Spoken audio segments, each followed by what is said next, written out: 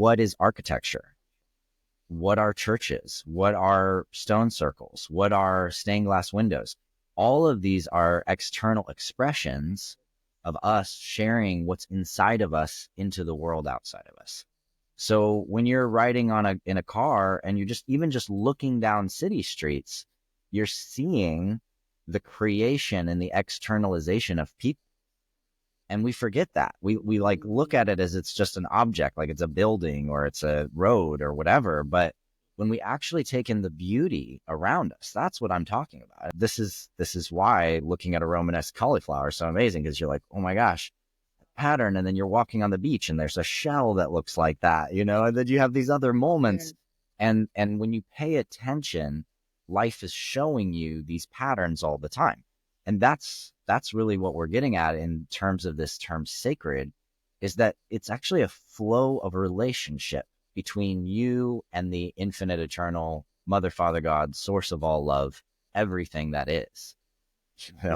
What I really love about this conversation, and this is what's coming online for me, and I hope anyone who's listening, is that like going to the grocery store, right? Like one of the most mundane things, like I'm going to the grocery store and I just see you. And actually, I've done the same, but I see us like just picking up a cauliflower, even after this conversation, I'm being like, whoa, and just getting lost in the cauliflower in the middle of a grocery store, like on a Tuesday, and just being oh my God, this is mesmerizing. I forgot how little I am and how like big the universe is and how everything is just absolute divine perfection, like, continuously expressing itself through form. Welcome to It's Not What You Think, the podcast that takes you on a transformative journey to rewrite your story of greatness and reawaken your soul's purpose. I'm your host, Celine DaCosta, a subconscious mind expert, master coach, and believer in the limitless power and magic that lives within all of us. My intention in this podcast is to propel you into your next level of success so that you are free to create the life that your heart most desires. Through deep, actionable insights, personal stories, and world-class guests, I'll provide you with the tools, strategies, and resources you need to unlock the fullest expression of who you're meant to be in this lifetime so that you can consciously design a reality that is beyond what you could have ever dreamed of. Join me on this journey to personal growth and evolution, and let's live our lives in accordance with our highest soul's calling. This podcast is your weekly check-in to help this path become more simple, obtainable, and fun. Thank you for tuning in today, and now let's dive in. Hello, soul family. Welcome back to It's Not What You Think podcast. I have very cosmic guest for you today, and boy, do I have a story to introduce Mr. Adam Apollo. I'm about to dive into the story, but do you want to say hi? Hi, everyone. Good to be with you tonight. Thanks for having me, Celine. It's a pleasure to be here. It's 2 a.m. So Adam, it's 11 a.m. here. It's 2 a.m. with Adam. And when he came on this call and I saw him on my calendar, it was not the least bit of a surprise that this man would be taking a call in the middle of the night, because that's when his brain is off doing things in the cosmos. But anyways, I digress. So everybody else goes to sleep, so you got to just jump in. You got to stay up when everyone else is going to sleep. So a fun story about how I met Adam, and then we'll dive into today's content. So I, quote unquote, met Adam about a year and a half ago when I was having a conversation with a dear friend of mine who I share a mentor with. And this friend of mine was telling me about another one of his mentors. And he said, go watch this documentary called The Cosmic Giggle. Just like go watch it and then you'll understand about what this other mentor does. So I go and I watch this documentary, and Adam's face, who is not my friend's mentor, just happens to be in the documentary, comes up. And within like 30 seconds of him opening his mouth and speaking, I just had to pause the video and I was like, oh my God, who is this person? Literally, I was in shock. I mean, he was talking about sacred geometry, which we'll have some fun with in today's episode. But it was like this deep soul recognition of like, I know this guy and whatever he's talking about is freaking important. And I just remember having this very deep imprint that was left in my being. and I couldn't let it go. And I remember, like, shortly after watching the documentary, I sent him a message on Instagram. I'm like, "Hey, I freaking loved what you did." And Adam responded beautifully, and that was kinda it. That was just the end of the interaction. And for some reason, fast forward about 6 months after that, I just had this really strong urge to message him again, just intuitively. And so I did. And we started having conversations, and then we got on a call and started connecting and realized, holy smokes, there's such a deep soul connection and recognition. And the only way I can describe it is like we would get on a call and just like start pouring like codes into each other. And I would walk away being like, wow, that was epic. You know, when you walk away Me from a too. conversation with someone, you're more Me too. energized. Yeah. So much. And I'll pause here. Like, what was your thoughts on that? Because I'm sharing my side of the story, but how was it for you?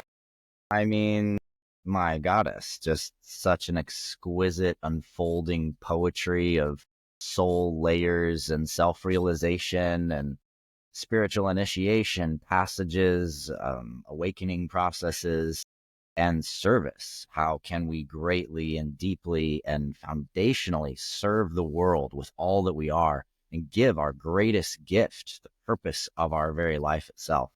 Yeah, to say that our conversations were amazing is an understatement. And so I'm honored to be here again, conversing with you, Celine DaCosta. Thank you. And on that vein, this is exactly why I was having a conversation with Adam a few months ago here in Ibiza. We were having lunch and we were talking about something which I won't reveal yet, but it will be revealed within this episode.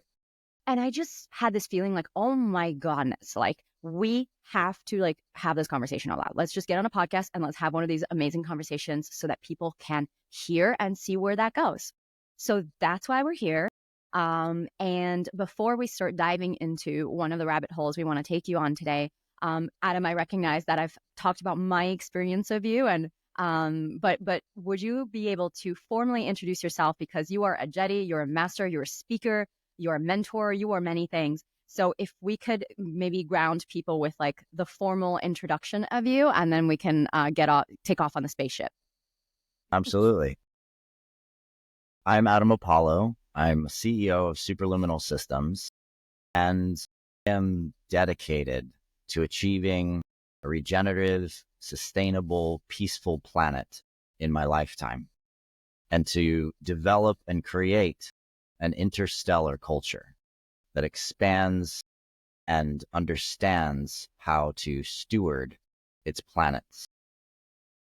So my journey is that I woke up when I was 15 years old. I discovered I had an energy body. They call it ki, chi, prana, vital force, odic force. There's 1,000 names for the ether. And now we call it the quantum plenum or quantum vacuum fluctuations. And the understanding that we're in this immersive field transformed my life. It woke me up.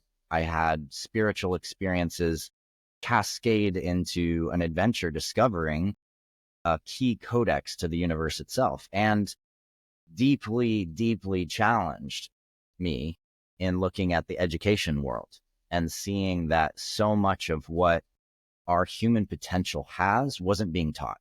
So I got into education. I built educational multimedia resource centers called Access Granted, which were really just gaming centers for kids, but we were trying to integrate other kinds of education in our events. I was chief of business development for a major multinational campaign, Campaign 2020. I helped organize 2 prayer runs for world peace with Orville Looking Horse and his family and many other indigenous families from all over the world. And I founded UNIFY, co-founded UNIFY with Adil, Kassam, and Patrick Cronfley back in 2012. And we've reached hundreds of millions of people to do synchronized meditations around the world. I've been at the speaker at the White House and at the UN and been a youth ambassador to many, many spaces. And I've built a whole series of online academies where I teach unified physics, advanced self-development trainings in the areas of consciousness, metaphysics, martial arts, sexuality, social dynamics, healing arts, etc. And now I'm building a social operating system that gamifies regenerative impact. And perhaps if you're lucky, I might show you guys some of what's coming in that space. later in this journey.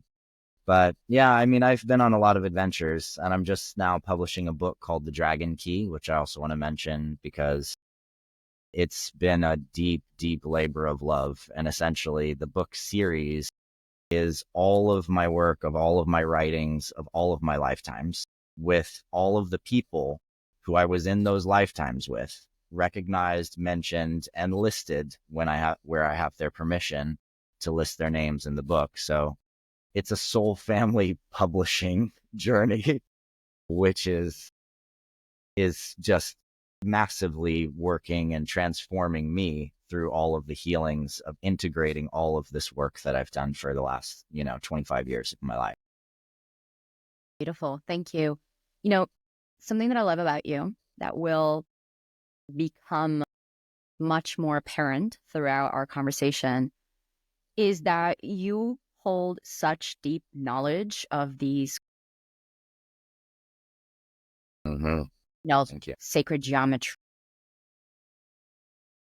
the quantum, like all of these words that I find have been completely bastardized in the new age, spirituality movement. And I see so much of this terminology being thrown around gratuitously and without foundation. Now, one of So my well said. gifts and one of my offerings on this planet is communication, and it's words. And I pay very close attention to people's words, and I have a deep sensitivity as to being able to track when someone speaks a word that comes out of the mouth. I can feel the energetics behind it. And so I can actually feel when someone is solid in what they're saying. And, anyone who's been listening to this podcast for long enough will know when I bring on guests, I grill them.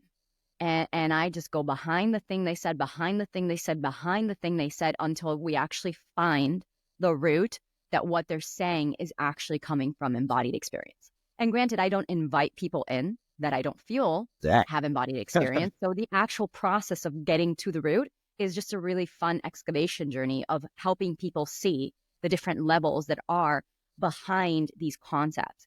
And so I just want to say, number one, is that I really appreciate that about you, because for anyone who's listening, I mean, feel it out yourself. But my word is that Tom knows what he's talking about, at least for the things that I'm going to be asking him on.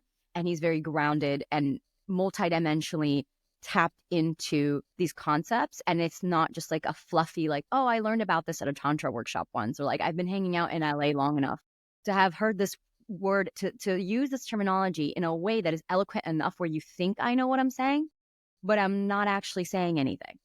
So that's not you. We know that. So that's why I'm really excited for us to dive deep into this conversation. Well, So I'm excited. I mean, bring it. What's your first deep dive, delving crevice of the universe that you want to dive into? So I want to bring it back actually to the very thing that introduced you to me, and the very thing that had me stop in my tracks and be like, oh my God, codes. And that is this concept of sacred geometry. Now, I want to pre-frame this by saying that some people listening to this right now don't even are like, what is sacred geometry? Some people have heard about it through the internets, through the new age spiritual movements. Some people have the earrings with something that says sacred geometry on, like the flower of life. So let's, I know you and I have had extensive conversations about this, but if we can bring it back to someone who's listening and they're like, why the F, why should I keep listening to this episode about sacred geometry? Why should that's I not even in care? my wheelhouse of interests. How do we invite people to step in? What is sacred geometry and why should we care? Yeah. Well, first and foremost, we have to realize that everything around us is geometry. The look of your face, the structure of your clothes, the chair that you're in, the screen that you're looking at, all of this is geometry. It might be a square, a triangle, a little orbital thing, or triskelion like that. Everything. If you're not paying attention to the fact that everything has a geometry, then you're missing something about the universe. And when people start to realize that everything has a shape and that shape has connection, you start to see that there's patterns in shapes.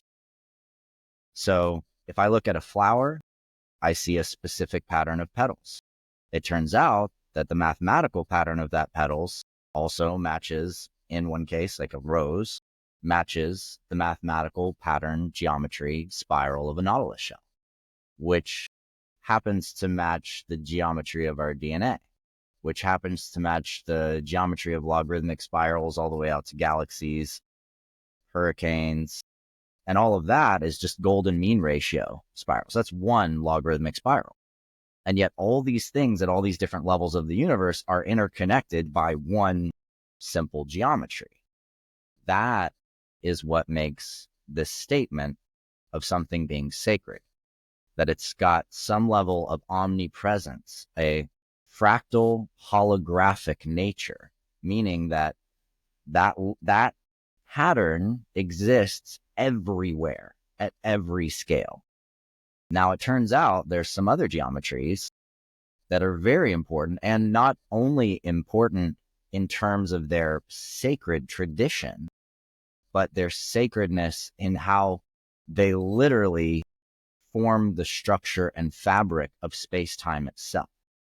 So, meaning everything's geometry. And if you go down really far, it's all geometry all the way down to proton spheres and torsion fields and geometry of matter itself. Everything that we experience is matter. And it's all flowing in an energetic lattice made of energy in sacred geometry. That So is a dig. good start. It's Okay, big good. stuff. It's big It stuff. is.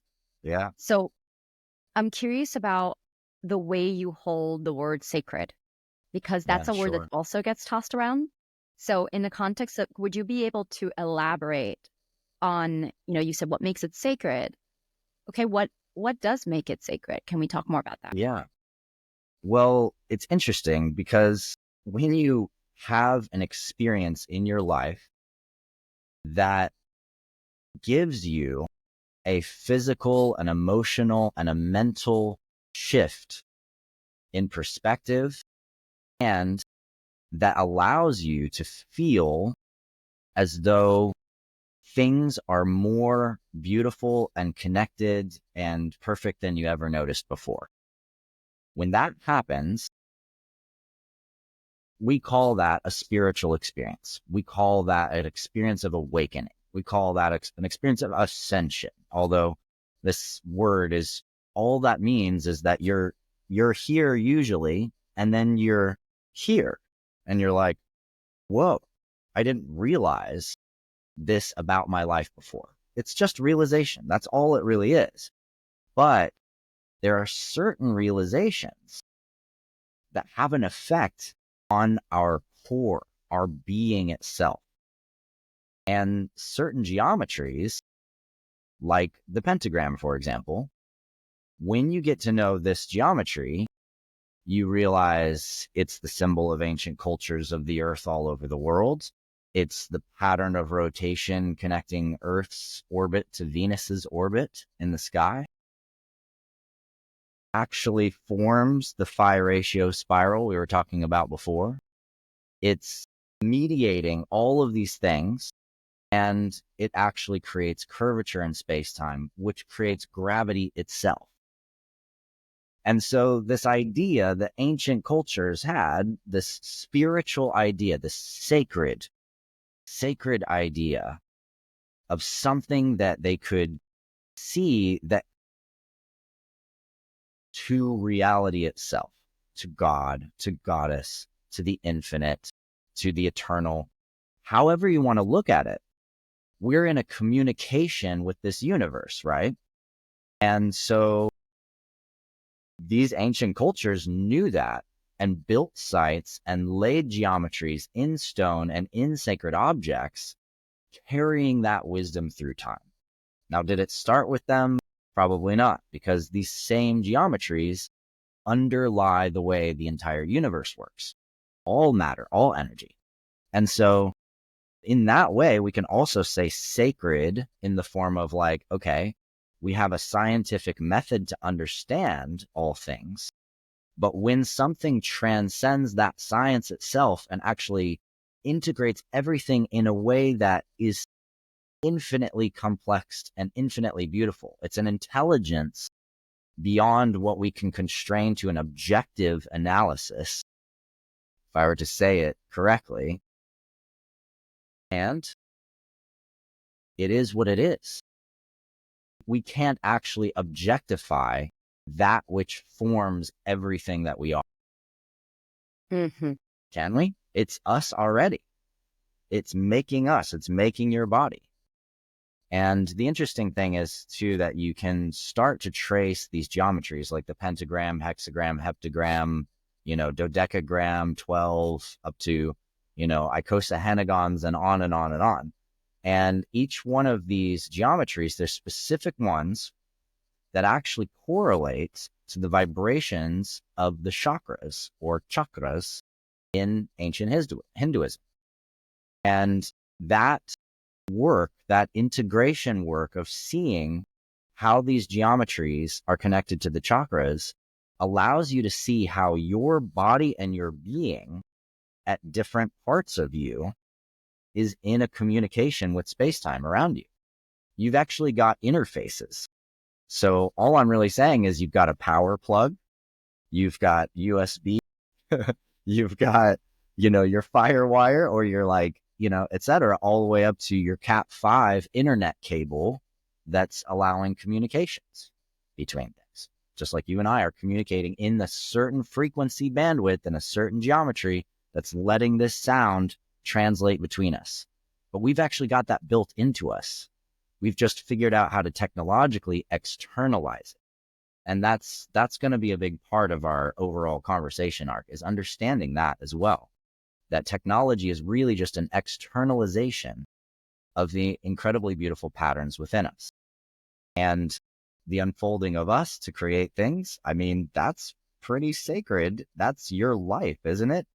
I mean, what's more sacred than everything you do in your life? You're doing it. That's a sacred thing. That's how some traditions would look at it. I love this. I want to share how I'm integrating this information as you're speaking into it, which is what I'm receiving is when we look at, let's say, sacred geometry, and then we zoom into it, that everything that surrounds us is geometry, as you're saying. And there is some geometry that, like, there are patterns within that geometry that can actually be found everywhere, like in the fabric of the universe itself, as you have shared. And what makes this sacred, by the definition of how we humans define sacred, it's like that this pattern, or the way that this is built, allows us to step outside of our current perception and our current state, and it actually allows us to zoom out and see beyond what we were seeing. And this geometry, and acknowledging the geometry, connecting to the way that reality actually works, allows us to see beyond and actually feel into our connection to something much greater than ourselves. Because when we actually sit and look at the Fibonacci sequence, and we more practically look at a little plant that is literally, I'm thinking of a plant that's literally outside of my doorstep, and the way that that plant runs the Fibonacci sequence, and then I go to the grocery shop, and the way that another plant or another vegetable runs the sequence. Yeah, And if I actually Romanesque take a moment, but amazing. call it, yeah, Romanesque exactly, mesmerizing. all of the beautiful fractal spirals. Exactly, Perfect exactly. example. And when I take the moment to actually be with that flower, or be with that cauliflower, whatever that thing is that's mirroring back to me the perfection of this geometry, what it does is it actually plugs me right back into the bigness of everything. It plugs me right back into the oneness, that God consciousness. because when I look at it, and if I'm really present with it, it's my human self is like, what have, like, how is this, how, and that it speaks into what you were sharing of this sacred geometry being something that I can relate to, and in reconnecting back into what is actually reality. When, if I'm sitting there being stuck on a business problem or an email, and then I go back into this awareness, it pops me out of, the me, the me narrative, and pops me back in to the we narrative. And so when as I, from your explanation, what I love about this is that that's the sacredness is really this like, the way I feel it is like, whoa, it's everywhere. It's in the ancient cult. Even when, I just went to, for example, Scotland, and I was in the Rosslyn Chapel, and this dear brother who's a mystic and a complete channel was just explaining all the symbols to me. And I'm like, I can't even keep up with how perfect and how planned and how like how this stone is facing exactly where the sun rises at exactly this time of the year. I can't even like compute how people, almost 1,000 years ago built this like perfectly calculated thing that like perfectly works with nature, And those are the moments that just has me like, oh my goodness, there's something so Right. much bigger than that. So that's how I'm integrating what you're sharing in real time, and what sacredness means, at least the way I'm interpreting it. Well, and your descriptions are exquisite because look at what is architecture, what are churches, what are stone circles, what are stained glass windows. All of these are external expressions of us sharing what's inside of us into the world outside of us. So when you're riding in a car and you just looking down city streets, you're seeing the creation and the externalization of people. And we forget that. We like look at it as it's just an object, like it's a building or it's a road or whatever. But when we actually take in the beauty around us, that's what I'm talking about. And as you say, it's not as much a mental thing because you're actually relaxing the mind that's trying to define all the things for what they are. And you're actually taking in everything to see its greater pattern. And this is why looking at a Romanesque cauliflower is so amazing, because you're like, oh my gosh, pattern. And then you're walking on the beach and there's a shell that looks like that, and then you have these other moments. And when you pay attention, life is showing you these patterns all the time. And that's really what we're getting at in terms of this term sacred, is that it's actually a flow of relationship between you and the infinite, eternal Mother, Father, God, source of all love, everything that is. And if we're going to talk about something, precious to the soul, to the greatness of being itself, we could say aloha kea kua, God is love. Love is God. And what is our experience of everything if not an opportunity to either be in love with it for what it is, or to not feel in love with it and feel in opposition to it. And our alchemical dance of being itself, perhaps, is, essentially being a divine essence, choosing to create oppositions for ourselves in order to understand relationships. All of that, every possible connection, relationship, state, thing, way of being. Like, what better adventure to have if you're an infinite, eternal being that's choosing to have fun by incarnating? You're the best. So before we continue pulling on that thread, just want to pause and make a comment on something you said around sacredness. This is what's really I'm being reminded of and is so precious.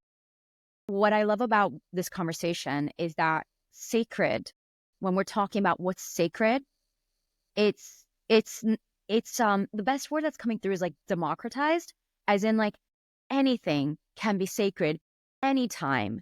And Yeah. at least when I Yeah. reflect back on my former relation to that, even to that word and what it meant, it felt like this big thing that was only available to me in a ceremony, or if I went to either, I grew up Roman Catholic, it's available in church, or when I started to get into the new age stuff, it was available at a plant medicine with a shaman.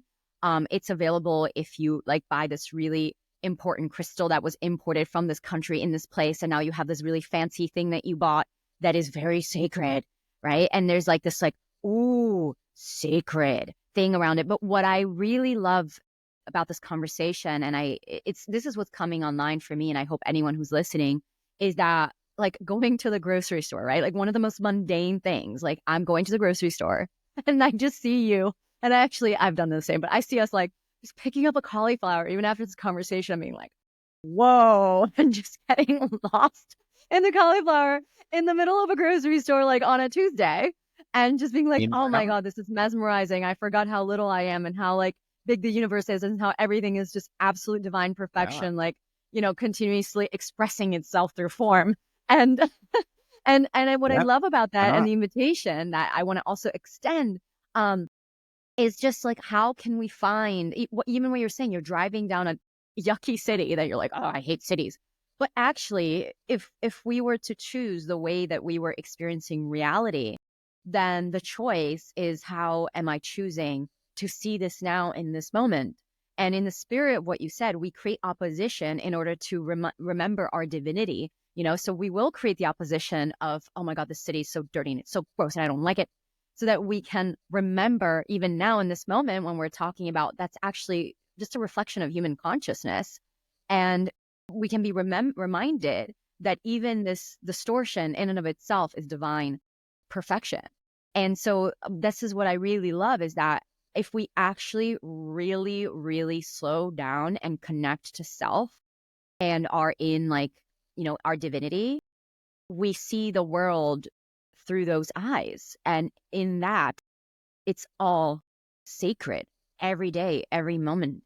And I've seen the memes on Instagram, and I've heard people mention that, but I really like this depth of why would that be? When people say that and you're like, how is this sacred again? Like, explain this to me. But like, now it makes sense. Yeah. Well, the practice of things like feng shui and keeping a space beautiful is not just about arranging objects. It's about being in a relationship with the field and the way the energy is flowing in that field.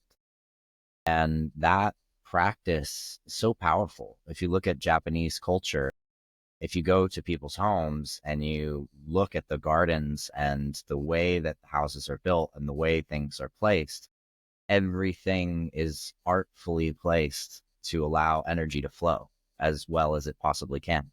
And a lot of China is like that. Tibet, obviously, and Nepal, amazing palaces and structures designed around prana, around the field of force that collected and shared and magnified. And we all operate within this field and have storage of this field inside of us.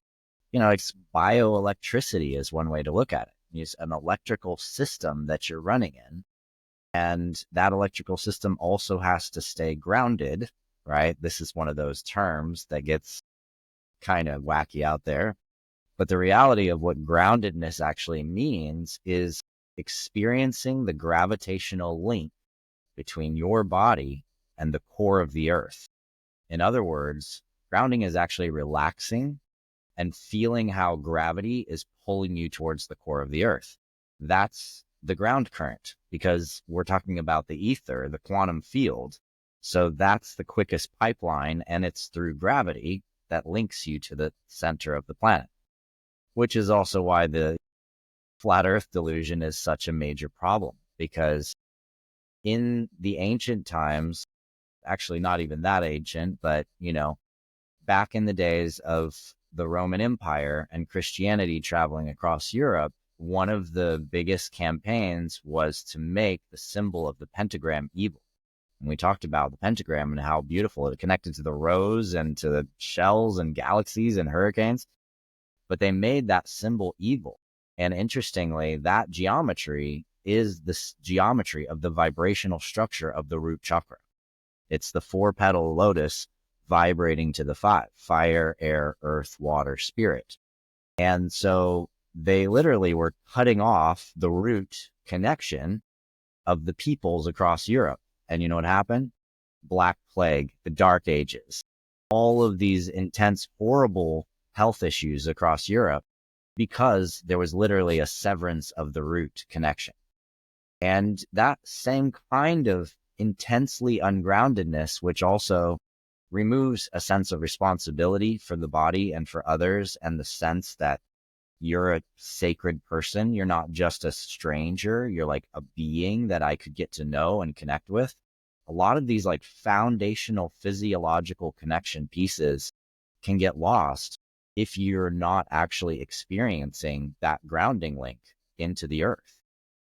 And for some people, even going barefoot for long periods of time, walking on the ground, always sitting on the ground, is needed to actually restore that grounding pattern so that the body can actually regulate properly. If you don't ground a house, the house short circuits. You noticed how many people short circuit these days? A lot. And we're dealing with so much electricity in the noosphere. You got to think about that. You're in a greater charge, so you need a bigger ground current, especially if you live in the city and things like that. Beautiful. Thank you. On the note of everything you've said and sacred geometry and sacredness, I want to dive into deeper topic, which might have a trigger warning was for some of the people that are listening. Hopefully not, but always like we're about to go real deep. And what I actually want to talk about is God and God consciousness. And before we dive into that, just a little bit of pre-frame, which is I've been having this conversation with a lot of people and just gathering different opinions, perspectives. And you and I have already spoken about this in Ibiza. So what I'm finding these days is a bit of what I'm observing is a bit of a split, I could say, when it comes to understanding or like people relating with this word, similar to the way that we're talking about sacred and we broke down the word. I think the word God has a tremendous amount of charge in it, because so many of us have grown up relating to it in very different ways. For example, I have a Roman Catholic background. And if we bring in somebody who has a Muslim background or somebody who has an atheist background, there's so many different ways. So by no means do I want to have this conversation to be like, this is what's real and this is what's not real. That's not what I'm doing here, but I do want to open it up to different opinions, perspectives, just ways of holding this construct more loosely. Because one of the reasons why I'm inspired to is I'm just noticing like there is this, I've been a lot in the world of New Age spirituality, which is something that I've just been in the past like year or so, just not feeling as connected, aligned to, where there's just so much beauty, but there's also so much like outsourcing power to shamans and crystals and just like things that are outside of us. And I've just found that there's been this huge movement of like externalizing our power into all of these things. And there's such a smorgasbord of all these workshops and self-healing and self-development. And it's just getting really confusing in the way that I don't really see with all these different philosophies and perspectives how the normal average person is finding their grounding and finding their sanity in the midst of all the chaos. But what I've also noticed has been a counter movement to all the chaos and all the like smorgasbord of all the things that you could be, which is like this movement back towards born again Christianity. And I'm noticing almost like the pendulum swinging into like, this is the way, Jesus Christ is the dude, follow him, don't do anything else, like stay on track. And my reading of that, and I don't know if this is, there's no right or wrong, but my reading of that is how interesting that if someone is looking to reconnect to their divinity and finding that themselves or like them being God isn't enough, so they have to like go find a bunch of other things. It's not, even if we look at human conditioning and human patterning and how human beings work, it doesn't surprise me then then that the counter movement would be like, let's just focus, let's keep things simple. There's God, there's Jesus, nothing else. Boom, let me go all in on that. And it helps people to find their center and to find, their to recollect themselves in a way where they don't feel like they're exploding all over the universe. So Totally. I'm curious as to what your perspective, because I know you're also very tapped into these communities. What is going on in your perspective? And for somebody who is desiring to like find deeper connection to self, to wisdom, and to divinity in and of itself, because I think one of the issues with New Age spirituality is that we keep saying, I'm the manifester, I'm the creator, I'm God. And when shit goes wrong, you're like, oh my God, I'm doing this to myself. And like, who do I pray to? You know what I mean? So there's a whole mess going on here, I feel. Would love your perspective on, I feel like we can pull a thread Yeah. here and maybe provide some relief to people who are relating to this, or some different ways of holding this. Yeah, absolutely. Absolutely. When I was waking up as a teenager, there was nothing that I had access to. And by the time I got into college, there was like new agey stores, and that was it. There's like new age stores, bookstores, and occasionally people like Drunvalo Melchizedek coming through town teaching Flower of Life workshops and accessing the inner heart.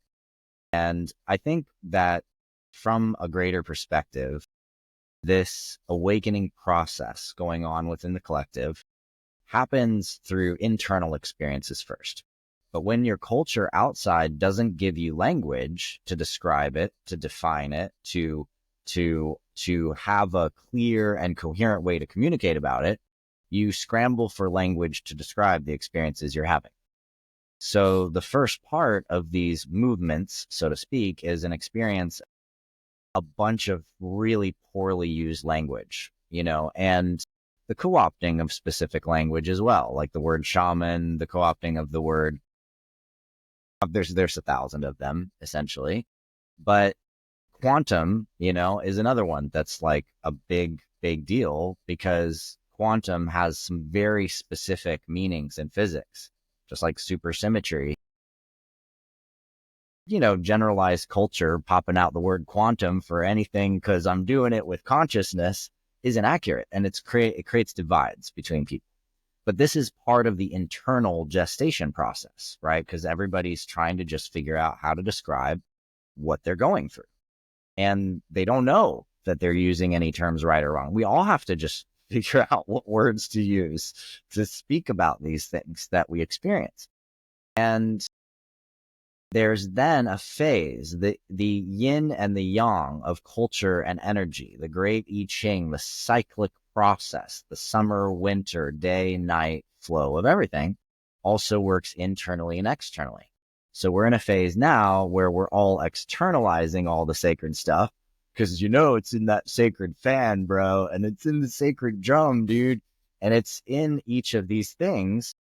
But that's actually just an out.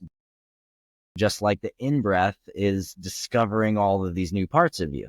You have to do an out-breath and actually see do these parts make a difference? How do I give something from this? How do I create business from this, an economy from this, and life from this? That's the whole Lohas market. The whole movement is just like, how do I make spirituality a lifestyle, baby? Right? And so we see this process, that externalization is a critical part of the masses, more people starting to have a sense of language together. And then it becomes culture. And that culture starts to actually form a new way of doing things. Now, some people are going to, object and or bail or go back to an old way of doing things because it's more simple than trying to integrate a massive melting pot of every religion, every culture, every spirituality, every background. Believe me, it's a lot. I've spent all of these years, 2 decades, going through this process of figuring out how all of this fits together. It's a massive journey. And so some of us do the work of helping to see and illustrate what the template of the next world looks like, And then others can pick up that language, that template, that way, that culture, and step up into their, their purpose and their life. And if that happens to be through deep return to Jesus Christ as your Lord and Savior and going through a major healing process in you by simplifying your love for God in the way that you are choosing to experience it, dude, more power to you. Absolutely. For me, I experience God through the goddess of the living world of reality all around me. I experience God in my mouse on my table, I experience God in the microphone and in you. And in this way, my realization that we're all one, my masculine journey of spirituality, which is what almost all the religions go with. It's like, okay, you're just trying to get back to God, right?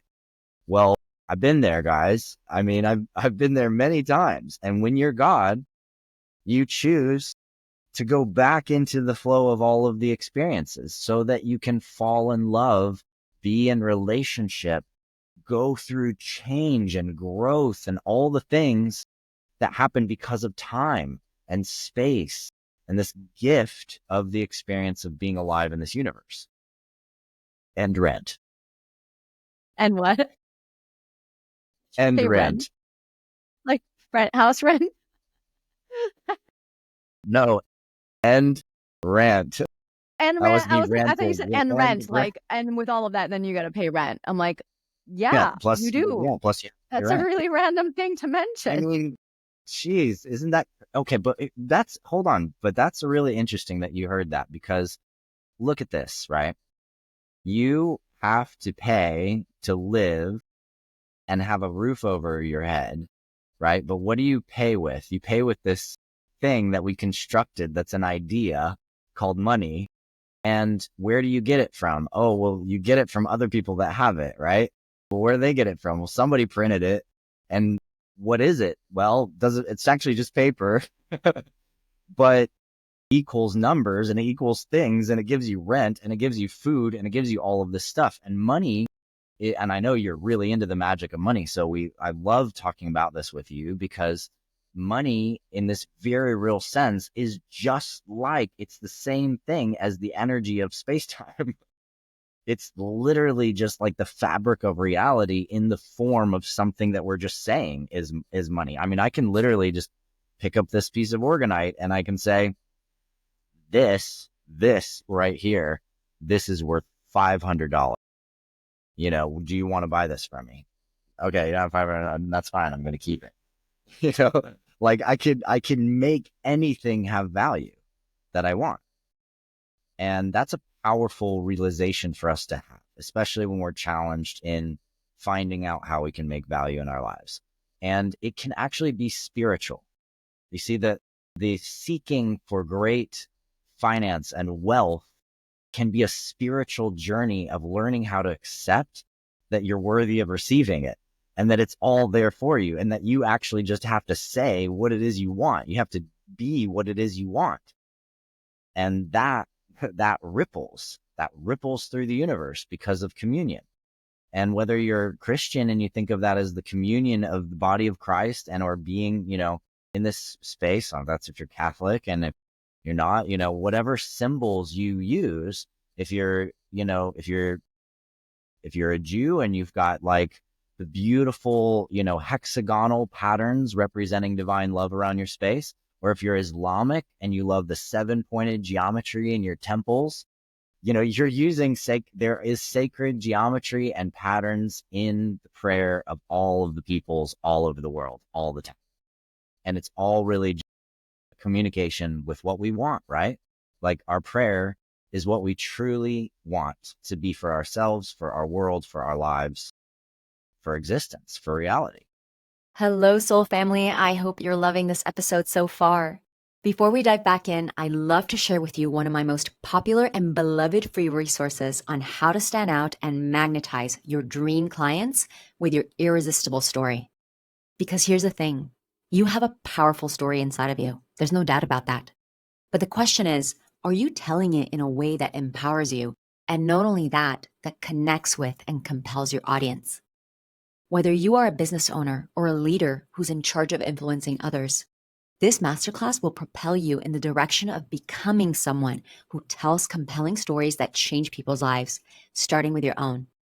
This is the secret sauce to standing out in a crowd of sameness and being seen as a go-to expert. Because here's the truth. If you don't own your story, it will own you. So if you're ready to step into your truth and tell your story unapologetically and confidently without the wobbles, start here. Go to the show notes or type in the link, celinedacosta.com/free masterclass to dive in. Enjoy. And now let's get back into the episode. What's your take with prayers and when we ask for what we want, or we're asking God for help, or we're asking for it, it goes, this is a contemplation that I've had, because it's on one hand, if God is almighty and God is oneness and I am God and God is me and all the things are connected, then shouldn't I just be able to talk to God and just be like, yo, I need help with this, or can you help me with that? Can you support me with that? Then if we look at, for example, the law of attraction manifestation, technically, if I believed and I just said, thank you, God, for, the house in front of the ocean, thank you for this thing. Like if I already spoke my prayer as if it's already happened, it would be more potent. But what I have found, I don't know about you, but sometimes I'm like, I could, but like, I actually need help right now. I was like, I don't feel like I have it. So how do I ask for it if I don't feel like I have it? You know what I mean? So I know. interesting. Yeah. I'd say that really points to probably one of the greatest struggles that all of us experience. And the journey that I'm on, not to say I've mastered this at all, because I'm going through new levels of growth in this in my own life, is about actually sustaining a state in which I can actually fully accept all of the parts of me, all of my power, all that I am, and my godhood, essentially.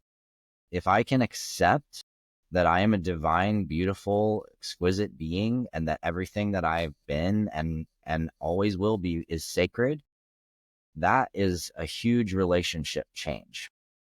And when we go through different, very challenging periods in life, and this can happen from astrological conjunctions and certain passages, initiations in life, losing loved ones, having a baby, growing into a new area of life, losing your job, major changes in our lives open up a pathway for us.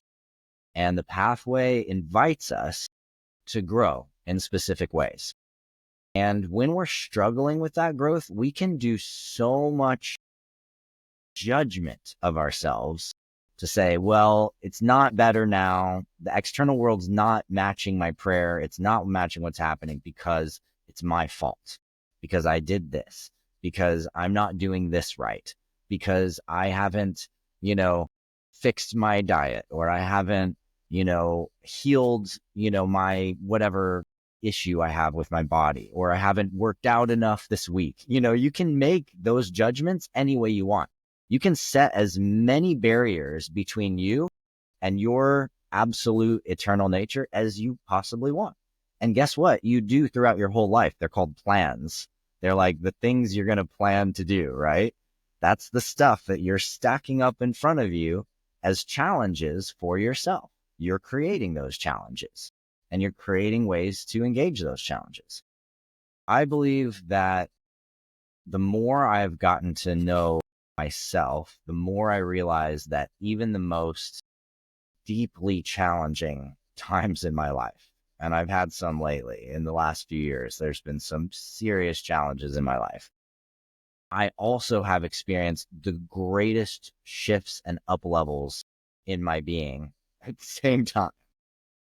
And it's an alchemical process where you're learning through your challenges how to step into the self that you're going to choose to be for the next span of your life.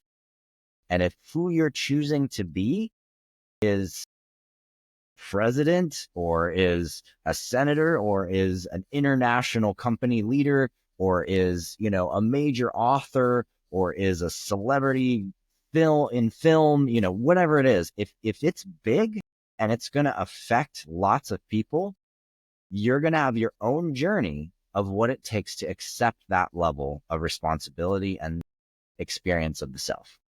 You will literally create the initiations for you to do it.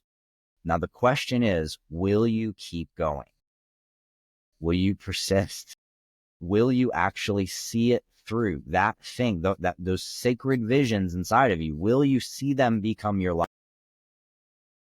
The only way you truly can is to actually just keep going as if you are already that.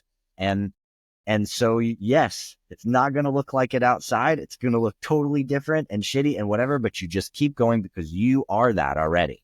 And you know that this specific circumstance is just part of the trail you're on, living that until it actually is everything around you. That is so powerful. Thank you so much for sharing that. And, it actually reminds me of something I wrote in my journal yesterday, which is part of it's underneath my laptop right now. So I'm just going to pull it out. Something Please. You said, I wrote it yesterday. I was having in my meditation. And here's what I wrote. Everyone wants to wake up, but not everyone wants to take on the responsibility. And the reason why, and then the next thing I wrote is, I am here, I'm forever here, and I'm not going anywhere. So I need to find the strength to hold myself up now. And this contemplation was around what you are saying, what you're speaking into, which is that in these challenges that we bring onto ourselves, we're bringing on these challenges so that we can grow, so that we can evolve. And what I have found from both my own experience as well as, through my coaching work, taking so many people through these passages, is that we hit this point of, why is this happening to me? Or like, why am I creating this? For those who are more self-aware, like, why am I doing this to myself? And like, why these challenges? Why these obstacles? And what I find is that stepping into that greater sense of responsibility for what you're signing up for is the key to not repeating the lesson. Because what will happen is the challenge is happening, it's hot, like the heat is on, and you think you've got it, you think you've got this, but then you're like, oh, it's too hot. It's like signing up for a marathon, and it sounds really good on paper, and you're like, oh yeah, I'm totally doing this Ironman marathon, that sounds amazing, and you fall in love with the idea of crossing the finish line and the idea of being somebody who did the Ironman marathon. So then people will sign up, but what will happen is a lot of people will be like, oh my God, I had no idea how much work was involved in this. They're like, I don't want to train every day. I don't want to do this every moment. Like, that's too hard. And for some people, they'll find that was generally not their path. It was not their destiny. But for some other people, it is that, that sacred geometry of that destiny that is imprinted in their heart. But in that moment in time, for whatever reason, they might not be willing or able or whatever, there's so many reasons why, to actually take that journey, at least in the intensity through which they thought they could choose that journey. And I'm really seeing this, like I'm experiencing this in my own evolutionary journey of really being in Italy. There's a phrase that says, "Vuoi la bici? Adesso pedala." And what that means is, you want the bike, so pedal. Right? It's like people, it's a metaphor. It's like a saying of when people say, oh, you say it to little kids when they're like, I really want that thing. I want to go to this thing. And then you take them and then they don't want to play anymore. And you're like, you wanted the bike, now pedal, like go do the thing that you've been like annoying me about, And so that's what that's bringing up for me is just this like sentiment of how, even as you were speaking into all the religions and all the different ways that we can experience God consciousness, like all the different pathways, all the different avenues. And sometimes it's just like, oh my God, there is so much. So for some people, the better path is that, like, okay, you know what? Forget about all the other stuff.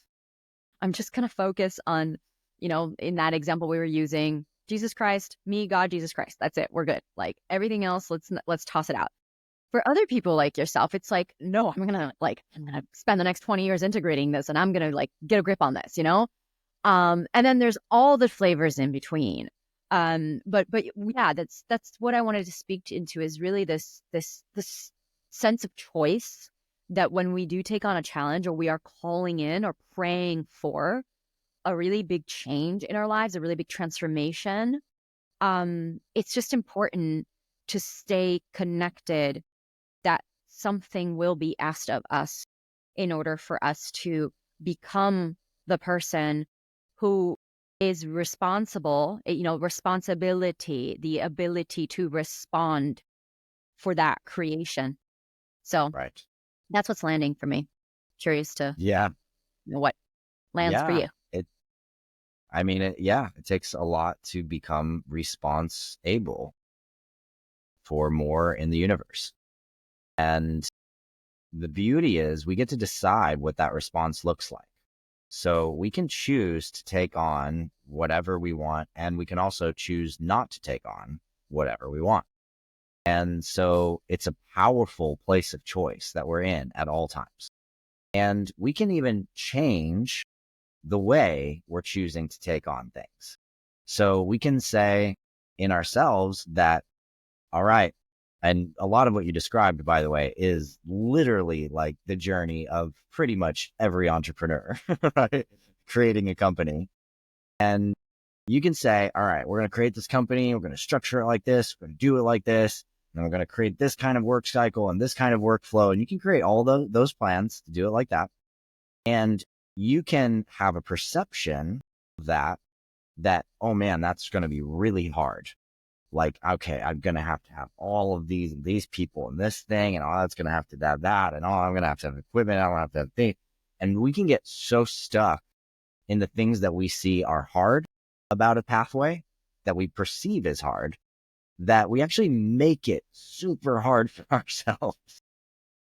And as soon as we start to change our relationship to it, where we go, and sometimes this just happens through hard work and you get good at it, and then you're like, okay, I got this. But you also can approach a challenge with a sense of, I got this. There's a part of you that already knows how to solve those puzzles. And you decide that part of you that already knows how to solve those puzzles is going to allow you to navigate them in a way that's fun and graceful and easy and dynamic and exciting. And you're going to get that. Absolutely.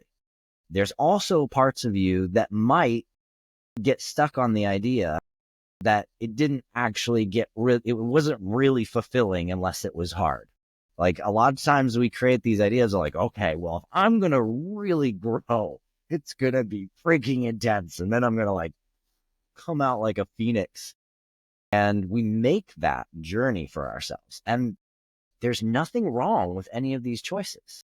That's the cool thing. They're literally, all of them are love. All of them are sacred. However hard you make it for you, or however easy you make it for you. And I share this personally because I've created times and moments and experiences in my life that were tremendously freaking exquisitely magically perfect and just grace. Like, like, yes, there's cherished times. And I have also grown deeply from many, many, many, many, many massive life-changing death and rebirth portals throughout my life. And in my journey as a soul across my lifetimes. And that willingness to kind of go with the fact that, yes, hard things happen. And we can understand that some part of us has created those hardships. And we don't actually have to judge it. We don't have to make a story about it. We can actually just allow that some part of us wanted that to be. And then we can actually say, okay, cool. Well, what else do I want? What do I prefer? What do I actually prefer to have? Can I feel what I prefer when something crappy happens? So it's like, oh, no, okay. I prefer not to spill my drink, on the table or whatever it is. And you've now just made an opportunity to have a new intention and a new choice. So the next time, are you going to open the car door for the lady or not? Right? You had that glitch and that feeling in the coffee shop. Oh, I should have given them another $1 as a tip. I prefer to give a better tip when I'm at the cafe. Next time you'll be like, oh yeah, what did I prefer? I preferred to give a better tip. It's like a way of reprogramming your structure of reality by recognizing it's programmable by your choice, by your preference, and accepting the fact that all things are moving and you're making lots of choices on lots of levels. And the more conscious you are, the more you can just own that all of it is your choice. That's the hardest thing. That's the big leap. That's the divine responsibility. It's you doing all of it. So, it's a choose your own adventure game up to that level. Speaking of programmable, what was coming up as you were speaking into, I prefer this, I prefer that, is a pattern that I noticed. I noticed like in pretty much every single person that I work with, which is that consciously will say, well, I prefer, for it to be easy and graceful. But actually, underneath that is an unconscious belief system that it needs to be hard in order for it to be worth it. There's a belief system that you need to do things a certain way in order for you to be loved.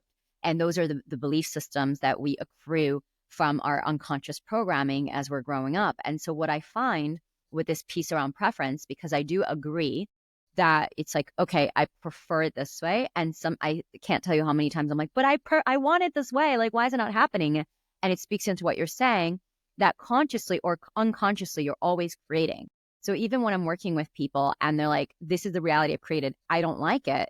It's like, I understand you consciously don't like it, but there's something that's sitting in your unconscious, subconscious that actually wants this, that wants for it to be hard, that wants for it to be difficult or extra challenging so that ... you can prove a certain belief system. And to even bring it back into a conversation about sacred geometry, I'm really curious about how, I want to share with you an experience that I have when I'm working with people on reprogramming their subconscious and how that would translate with your database. Sure. Which is what I can feel into when somebody has a dysfunctional pattern is I can actually feel in their energy field that there's a pattern that's going on somewhere in their system. And depending on the person, I can track it. Like it's in their solar plexus, it's in their heart. It's somewhere, in the system where I can actually sense this like distortion of patterns. The best way I can describe it is, that experiment that that Japanese researcher did where he took water and he would say like beautiful things like love, peace, joy. Yes, that one. And then it would crystallize in these beautiful snowflake shapes. But then he would he took another water and he would say things like war, anger, hatred, and the shapes would get all distorted and super ugly. And his theory was that water is listening and its energy, and then, the positive, elevated energy forms into these crystalline, beautiful, harmonious patterns, and then negative, distorted energy, translates into that. That's the way I see it, and I sense it in people's systems, where I can literally see I need to work really hard, otherwise I'm not worthy. Like in their solar plexus, I can feel it. And part of what allows me to do my work of helping people dissolve their limiting belief systems and reprogram their subconscious into what they're actually here to be is that there's a distortion that often needs to be resolved by going to the root, identifying the original emotion, energy and motion, and resolving that, and then shifting the belief system to be one that is in alignment to their greater vision. But that's how I see it. And the way that I work with it is that I won't stop until I feel the pattern is back into harmony. And I can literally feel it in my nervous system that I'm like, I can breathe. It's a beautiful snowflake again. Like it's been returned to its original pristine condition. And that I'm like, okay, now you can go and create that thing that you're here to create. So that's a bit of like a behind the scenes of the ways that I work with people's energy systems. But because it's all connected to everything we're saying, I'm really curious about how you would translate my internal experience, like through the lens of your knowledge and wisdom around this. Yeah, absolutely. Well, just your descriptions of being able to see energy inside of people's bodies and see what's going on. There's a tremendous amount of work done by a NASA astrophysicist named Barbara Ann Brennan, who created an entire school of healing around developing higher sensory perception to be able to analyze and identify patterns inside of the body's energetic field, inside the biofield. And seeing all of the major patterns, the chakra patterns, the meridian patterns, the patterns around organs and some of the deeper bodies and the way that energy flows, that's a whole path of mastery that you can take. That's absolutely fantastic. And you're already, I think, very gifted at this, is my sense, because you have an oracular nature. Your oracle inside of you is very strong, that I feel. And you mentioned Dr. Emoto, and Dr. Emoto really did some amazing foundational work looking at the molecular structure. But a woman named Veda Austin took that work so much further. Took petri dishes with a little bit of water along the bottom, placed the petri dishes on photographs for 30 seconds, put it in the freezer, and within about 4 to 5 minutes, the first layer of ice that forms, the ice will render the images on the photographs. And she has repeated this over and over and over again in all kinds of different conditions. And people were like, oh, it's just light, it's light bouncing off the photo. So the ice is going in different heat patterns. Okay. But the amount of light and the amount of heat is super minimal here, right? So, and it's happening as it's freezing in a freezer, not on the table. So it's not like the water temperature is going to change that much in 30 seconds, right? This is the science of it. And so then she places a sunflower seed in the water, takes the sunflower seed out, puts it in the freezer. The whole pattern of the bloomed sunflower shows up on the ice. She did it 64 times in a row. And she's done this with the photographs. When a dog sniffed one of them, she froze it right away, and the dog's snout showed up in the water. For people that want to understand how the energetic biofield works inside the body, water in the body is a key framework to understanding that, because we are an electrical body and the water carries the conduit. It carries the charge, right? So we have different chemicals and atoms in our body that carry different kinds of levels of charge. And oxygen is another major one, because that helps run through our entire bloodstream. It's how our entire body respirates, right? So all of our breath comes from the exchange of oxygen in our environment and the creation and exchange of carbon dioxide as well.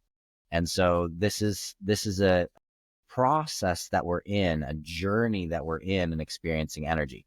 Now, if we're going to just wrap this up for people, the best way to understand the way that you work with that is to say, okay, I have a physical body, but I also have an etheric body. That's my field of charge.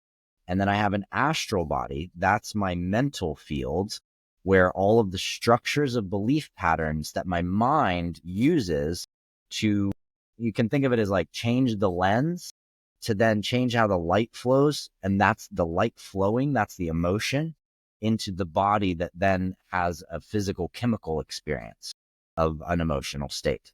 So if you want to change the mental structure, you got to go above it. And above the mental body is the causal body. In the chakras, we're talking about like root, sacral, solar plexus, and then the heart is the causal field. Now, in the causal field, what we're doing is we're actually determining who we are in relationship to everything else. So when you're clearing deep belief systems, usually all you're doing is extracting the mental impressions and judgments that we've placed on who we are. So when you go to the causal level and you extract that stuff, you can clean up the whole astral body. You can clean up all that mental stuff from this state of, I am this. I know who I am. Just the mantra and meditation on you claiming who you are is extraordinarily powerful.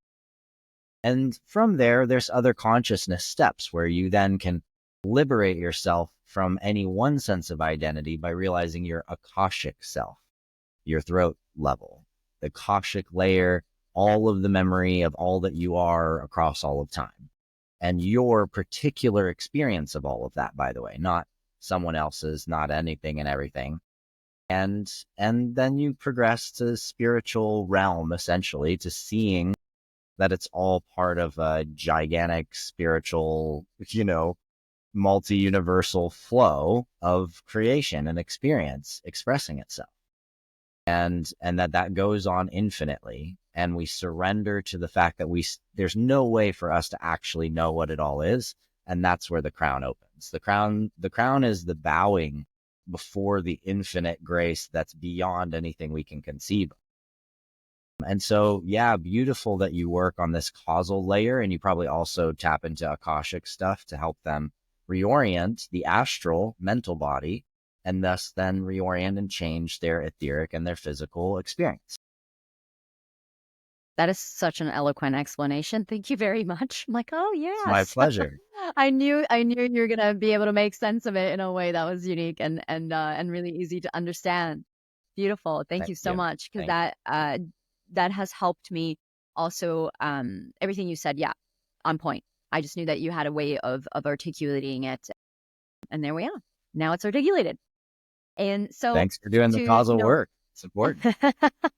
I know. Cheers. It's so funny because I know everything, the mental body, the causal body, everything that you're sharing about the order and how it works. I've already studied, I've already learned. I just didn't think to put two and two together and connect it in that way, which is my own expansive perception expansion. Well, blessed be. And so now that we are reaching, towards the end of this episode, I know we opened up like a whole paradigm when we started talking about God and unity consciousness and all the different ways. Like we just kind of like opened up this like big old Pandora's box. And I would love to start to close it so that when people complete this episode, they're like, okay, that was a lot, but I'm reorienting myself and I have some direction. So I'd love to, basically on this piece, the question that I was asking around God consciousness and the way that you relate to it, would you be able to tie it up for us with as pretty of a bow as you can for anyone who's listening and they want to go off and have their own contemplations? Because we are going to have people who are from all kinds of, one of the things that I really cherish about my community is that I can't even be like pick a demographic, because it's not even about demographic for the people who are listening into the podcast or in my community. It's really about frequency. And so what I find is that there's people from all kinds of backgrounds, all kinds of religions, all kinds of ways of living. But what we all share in common is that curiosity, that desire to grow, to evolve, to tap into something greater. So to that person who's listening and might be like, whoa, where do I go from here? What would you say? Sure. Where do you go from here? Well, goodness. I mean, it depends on what's inside of you and who you are. I mean, your path, your visions, your dreams, your journey. Only you really know the keys inside of you that are leading you to the next door that you're here to open. And that might just seem like the door next door, and there might be a door way down a hall that you've been trying to figure out how to get there and what keys you need to access that place. In terms of spirituality and self-development, there's so many ways and so many gifts and processes out there that can help you practice honing your perception and honing yourself. And, all of them there's so many beautiful ways to do it. There's also a sort of core to the spiritual path. And the core to the path is actually getting to know your relationship with the infinite, eternal, divine Mother, Father, God, source of all that is, source of all love. That relationship to that which is, in a sense, the divine mystery, that which is beyond the mind, is whole and of itself. It's really just a seeking of your soul and your being to know what it all is, why it all is. Why does all of this exist? Why do you exist? Why are you having this experience watching this podcast right now? And when you start to open up to that relationship, you can get to know it better and better and better in all different kinds of ways. So one of the major ways that I like to get to know God is by understanding that God is God essence. God is masculine form and a feminine form, meaning there is a process that is directive and choice and will and creation in the universe that's making everything. And there's also a feminine that is everything, that is existing and storing the memory and storing the experience. It's all the matter and all the stuff and all the things. Like, it's all here because of creation. And creation exists because it's all here. They are the same. It's still the mystery, but it is becoming. And those facets of God and goddess, you can, split them like a binary code all the way down to, you might have a very specific relationship with God that is the way that you feel when you're sitting in a garden and you're connecting to a rose. You might have a specific relationship with God that is when you're trying to park your car, and you might have a parking fairy song, or you might have something that you use to just say, I know, me too, I've got one too. And it works. It works. And my friend Tracy, she used to say, it's Goddess Asphaltia. You must call upon Goddess Asphaltia, right? The goddess of asphalt. And this is like playful and joyful, but it's the recognition the infinite, eternal everything actually is coming out through everything that's all around you and your own body and all these things. And that's a different kind of experience of the path of discovering who you are, because you're actually experiencing who you are emerging from this incredible landscape of the journey of your life. And for me, that woke me up to so many parts of me that I'd lost, that I'd forgotten, that were left across time. And as I recovered those parts of me, I realized, my goodness, I've held all these kinds of swords. I've done all these things. I've killed these people. I've been killed in these ways. I've had children like this and failed as a father like that, and done great things and done horrible things, suffered and grew, and all of these parts of me are still me.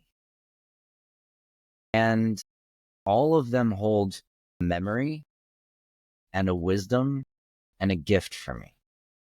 Just like everything you ever went through in this life, you skinned your knees trying to ride a bike, and then you figure out how to get on and just pedal, as you say, you trust it, you take the next. And if you spent a lifetime, figuring out how to cook, or figuring out how to meditate, or figuring out how to write with calligraphy, or to paint with oil painting, why lose that? When you pick it up and you're a natural now, great. Bring that art and that skill back to your life now, because this world doesn't have a lot of the same arts as have existed for a long time. Yet you will find, if you ever go hunting and you kill a deer, if you ever try to actually skin that deer and open it up, you will have visceral memory of what it was like to do that. And it's in you and your journey through time. It's also in your ancestors' journey through time. And guess what? You got some of that data there too. So it's the journey of life is really something that you can't give someone a sign that says, go this direction, but you can show them what it looks like to go the one direction that actually matters. And that's inward, to who you really are, to who you've always been, and to know thyself, as Pythagoras put above his school, to know thyself. What greater journey is there? And the more you know and love yourself, the more you love and know others as well. So it's beautiful like that. I love this. This is absolutely such a beautiful way to conclude and to just contribute to that, because I actually had this post the other day. One of the quotes that changed my life that relates to what you're sharing is one by Carlos Castaneda. And it's really funny because I have a hot love-hate relationship with that book. And it's like, on Which one book? hand, I'm like, that's book. It was this, I believe, well, whatever this quote is from, it's the first, I only read the first two. So I think it was the first one. I don't remember the name of the first one because there's like Adventures 9. of Don Juan, maybe? Yeah, the Was it Don. Yeah, could be. The Yeah. Adventures of And Don Juan? and there was a quote that altered the course of my life. And the reason why I have a love-hate relationship with this book is because I thought the book itself, I'm like, this book is so boring. And it's like, I was having a really hard time moving through it. But then there would be that one thing that would be said that would really, really impact me. And the quote was, before you embark on any path, ask the question, does this path have a heart? If the answer is no, you will know it, and then you must choose another path. The trouble is, nobody asks the question. And when a man finally realizes that he has taken a path without a heart, the path is ready to kill him. And there's more to that quote. But when I read that page, I remember exactly where I was standing, exactly what I was wearing, exactly what I was doing. And I looked around and I was like, I got off the path. I'm not walking the path of heart. Yeah. And so whatever it is that I do in my life now moving forward, I think about that quote. Yeah. And it's not about there's a wrong path or there's a right path. There's many, many different ways. But to me, the question I ask myself is this a path of heart? And my body will immediately be like, contract or it will relax. And I can't lie to myself anymore. And so that path is of heart is one of going inwards. And everything that you're saying to me, because I can feel it's inside me. And I don't actually know what that path looks like until I get there. So I can't plan for it. Even also, as you said, I can't plan for it. I can't think about it. I can theorize and, intellectually masturbate over like, what are the possibilities of the things I would potentially like? But ultimately, I think the magic and the scary of following a path of heart is that you don't really know where it's going to take you. And you have to trust that wherever that place is, even if it doesn't look like your mind's like, what? This isn't what I was planning on. This is what I thought about. You trust that that's actually the best possible path you could take. And you will only know that by feeling it in your heart. And you will only feel your heart by feeling your heart, which means you got to get out of your own way. And you got to let go of those mental constructs and those belief systems and all of what you said, everything you stacked that's between you and you. And the last piece I want to share around that is even when you were talking about all the things we stack, we put the plan and we put the thoughts and the limiting belief systems and this and this and this and that. And what it's ultimately doing is it's just separating us from oneness. It's just us separating ourselves from oneness, from love, from God. And we stack. And then, if we're doing the work, hopefully we get to a place where we come back into that like God consciousness, into that oneness, into that inner knowing of like, yes, I am all of this and everything we've been talking about in today's episode. And then when you get there and you're whole and you're complete and everything's like in perfect symphony and harmony, the next thing you're going to want to do is experience yourself again, which means that the whole needs to split. Make a path. And which means make a plan and do something in the world that you can feel fulfilled in.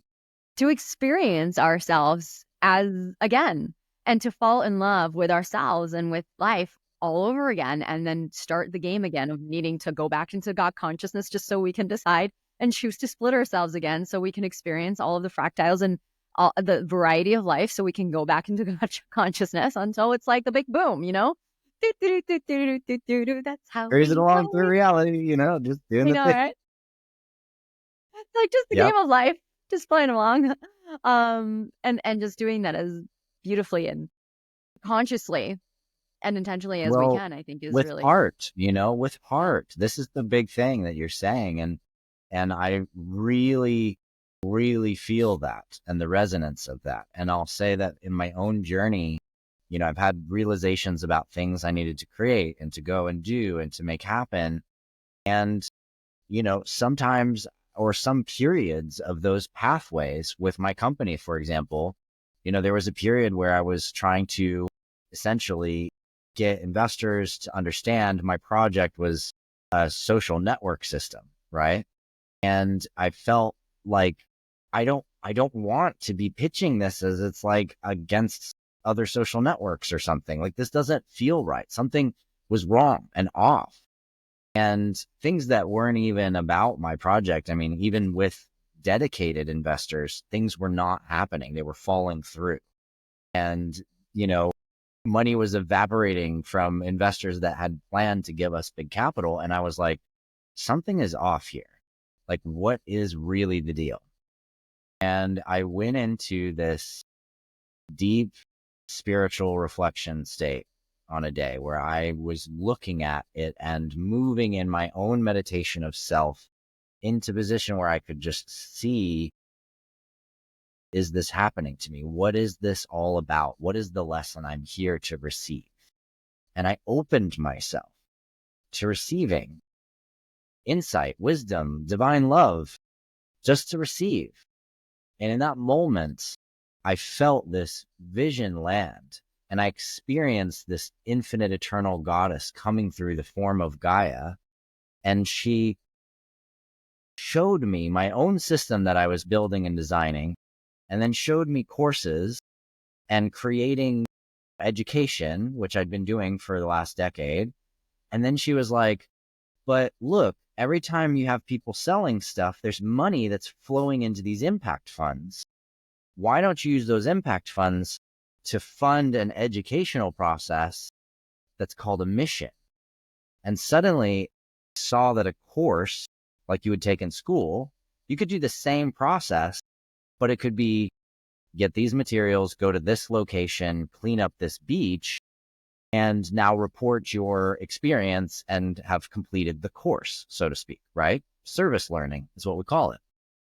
But all of a sudden, this entire regenerative economic model showed up where I was like, oh my God, people are creators, but then they're also funding the creation of real world actions, beach cleanups, river cleanups, planting trees, helping the homeless, whatever. And they're going to do these missions. And then guess what? There's a bounty attached to the mission, and they get paid as soon as they take some selfies at the end of the mission and they upload their mission story.